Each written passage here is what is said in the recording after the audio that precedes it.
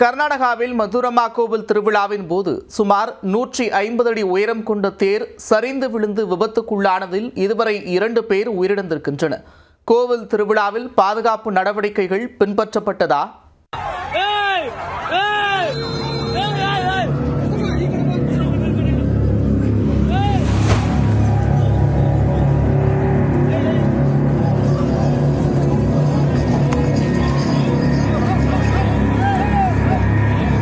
தமிழக எல்லையான ஓசூர் அடுத்த கர்நாடகாவில் அமைந்துள்ள உஸ்கூர் கிராமத்தில் பழமை வாய்ந்த மதுரம்மா தேவி கோவில் அமைந்துள்ளது.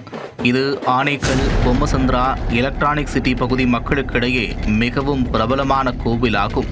ஆண்டுதோறும் நடைபெறும் மதுரம்மா கோவில் திருவிழா மொத்தம் 6 நாட்கள் நடைபெறும். இந்த விழாவில் பங்கேற்க சுமார் 2 லட்சம் பக்தர்கள் வருகை தருவார்கள் என்றும் கூறப்படுகிறது. பெங்களூரு நகரத்திலிருந்தும் ஏராளமானோர் வந்து பங்கேற்பது வழக்கம். இந்நிலையில் நடப்பாண்டிற்கான மதுரம்மா கோவில் திருவிழாவை ஒட்டி சிறப்பான ஏற்பாடுகள் செய்யப்பட்டிருந்தன. மிகவும் உயரமான 6 தேர்கள் வடிவமைக்கப்பட்டு டிராக்டர்களால் இழுத்து வரப்படும்.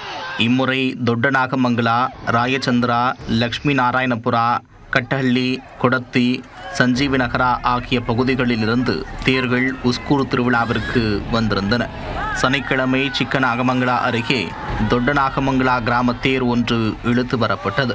எதிர்பாராத விதமாக அந்த தேர் சரிந்து விழுந்தது. இந்த சம்பவத்தில் உயிர் சேதம் எதுவும் ஏற்படவில்லை என்றும் கூறப்படுகிறது. மறுபுறம் கோவிலுக்கு அருகில் சுமார் 150 அடி உயரம் கொண்ட ராயச்சந்திரா கிராமத்தின் பிரம்மாண்ட தேர் ஒன்று காற்றின் வேகம் காரணமாக சரிந்து விழுந்தது.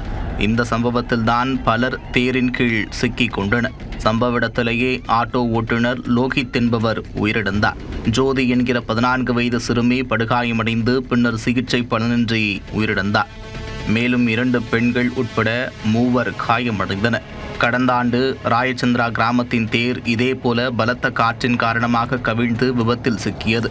ஆனால் அப்போது உயிரிழப்புகள் எதுவும் ஏற்படவில்லை. ஆனால் நடப்பாண்டு ஒருவர் உயிரிழந்திருப்பது அதிர்ச்சியை ஏற்படுத்தியுள்ளது. இந்த சம்பவம் தொடர்பாக ஹெப்புகோடி காவல் நிலையத்தினர் வழக்கு பதிவு செய்து விசாரித்து வருகின்றனர். எதற்காக இவ்வளவு உயரமான தேர்கள் வடிவமைக்கப்படுகின்றன என்ற கேள்வியை சமூக ஆர்வலர்கள் எழுப்புகின்றனர். பல ஆண்டுகளாக மிகவும் எளிமையான முறையில்தான் கோவில் திருவிழாவை கொண்டாடி வந்துள்ளனர்.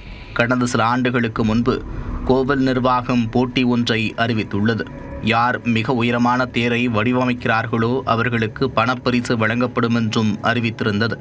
ஒரு கட்டத்தில் கோவில் நிர்வாகம் பரிசு தொகை அறிவிப்பை நிறுத்தி கொண்டது. ஆனாலும் இளைஞர்கள் மத்தியில் மிக உயரமான தேரை வடிவமைக்கும் ஆர்வம் மட்டும் குறையவில்லை. அதன் விளைவுதான் தற்போது விபரீதத்தில் முடிந்துள்ளது. இந்த விஷயத்தில் அரசு தரப்பில் ஏதும் கட்டுப்பாடுகள் விதிக்கப்படவில்லையா என்ற கேள்வியும் எழுந்துள்ளது. திருவிழாவிற்கு 15 நாட்கள் முன்பாக தான் துணை ஆணையரிடமிருந்து உத்தரவு வந்ததாகவும் கூறப்படுகிறது. அடுத்த ஆண்டிலிருந்து கட்டுப்பாடுகளை முறையாக பின்பற்றுவதாகவும் கோவில் நிர்வாகத்தினர் தெரிவித்துள்ளனர்.